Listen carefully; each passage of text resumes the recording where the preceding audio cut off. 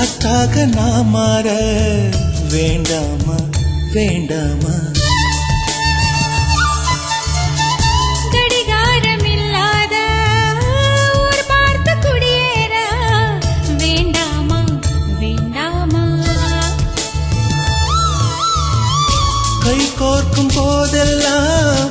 கைரேகை தேயட்டும் முத்தத்தின் எண்ணிக்கை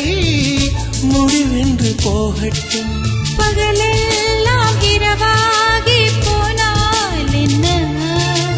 இரவெல்லாம் விடியாமல் நீண்டால் என்ன